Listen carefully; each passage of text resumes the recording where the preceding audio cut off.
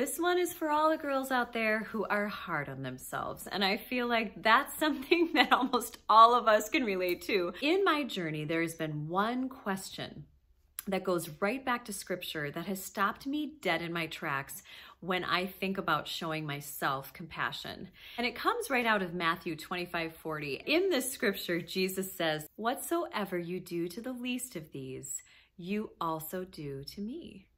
And when you read it in the Passion Translation, it reads, "When you care for one of the least of these, you are demonstrating love for me."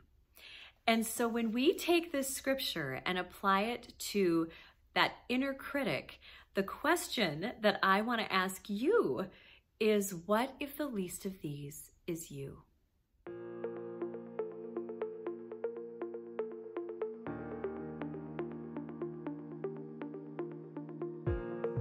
When I think about showing ourselves compassion and really answering that question of, what if the least of these is me? How are you speaking to yourself? What is the reality of your inner critic? Do you feel like the voice that you respond with internally to your failures, to your imperfections, to your moments where you're not at your best? Do you feel like that voice matches the voice of Jesus? If you and Jesus were sitting on a park bench and you were pouring out the details of your day, I yelled at the kids again, or I was late again. When we take this verse to heart, if we in fact could be one of the least of these that he mentions, isn't it then kind of not okay for us to speak to ourselves that way because it's dishonoring to him? We want to be able to embrace God's view of who we are. We all have to ask ourselves, is the goal to be perfect and self-sufficient? Is that the goal? Is that the Christian walk? Is that the demand of the gospel? Or does the gospel say, come to me as you are, and I will give you rest, and he will make us whole? In fact, we're supposed to be imperfect. We're supposed to have flaws, and we're actually supposed to be really okay with that, because in our weakness, he is strong. It's so upside down and backwards, right? The world tells us that we have to have it all together. We should be perfect and complete and lacking nothing, all in our own strength.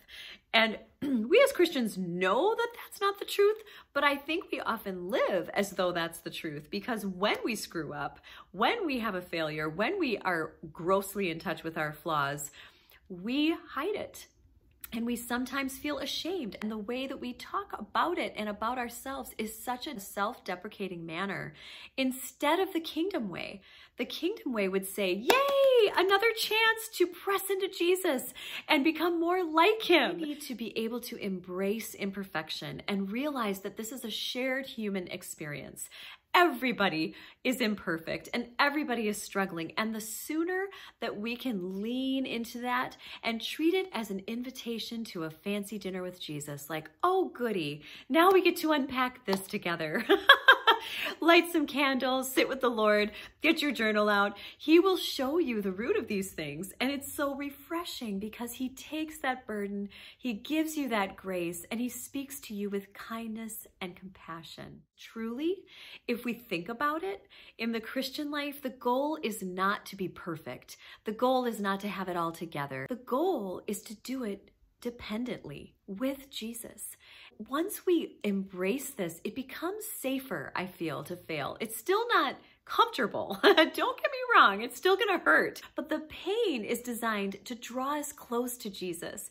I don't deny that there are issues that each of us needs to work through. So when I do talk about self-compassion, I want to make sure that I clarify this is not about accepting subpar behavior. There's a subculture of our world which would say, it's all right, there's no standards of truth and love and all of that. No, I'm not saying that. I'm saying let Jesus be your bar. Let him set the standard and know that every time we fall, opportunity to grow. Instead of fighting it so hard and wondering what's wrong with us and how could we do this and what kind of person am I? And we begin to say these horrible things about how inadequate we are and how we don't even have a purpose. And that can spiral into depression and anxiety and low self-esteem and insecurity. And that's because we're looking at it from this place of we should be perfect. We should be able to do it. And nothing could be further from the truth. We get to do it together with God. We have to know that Jesus is a compassionate friend, that he's not a judge holding a gavel, but that he is a compassionate friend who shows us grace. One of my very favorite authors is Brennan Manning, and he's the one that wrote the Ragamuffin Gospel, and I'll put the book link in the notes. And that is the book that led me to the question that I asked you at the beginning of this video. What if the least of these is you? And that book changed my life because it made me realize how scandalous grace is. None of us deserve it. None of us have earned it. And it kind of messes with our heads. We still think that we should do something to be good enough. And really what this book drives home is that we're really all just a bunch of ragamuffins. And this shepherd came along and he saved us all, and it doesn't make sense to us, and it really just confounds us. And none of us really want to receive it because it has nothing to do with our goodness and our own strength. And so really there's a death to self that happens as we surrender to Jesus in these moments and say, I don't have what it takes. Of course I don't have what it takes. Lord, help me be like you. Show me what you want me to know about this moment of failure. How can I do it next time? What do you want to heal within me? We don't need to pay the price, and we certainly don't need to beat ourselves up.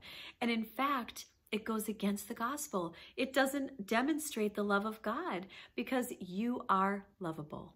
You are worth it. A lot of people talk about self-acceptance, but I'd like to frame it as God acceptance. Sometimes we have to receive the gospel over and over and over, that his grace penetrates at a deeper level. As I go through life and encounter different seasons and different challenges, I realize, oh, here's an area where I haven't fully received God's grace for myself. And so I want to encourage you today to take the time to really examine, what do you believe about the character of God? How do you think he sees you? And he wants to encounter you. So get yourself a journal. I have this really adorable one that's a letter R. And keep it simple.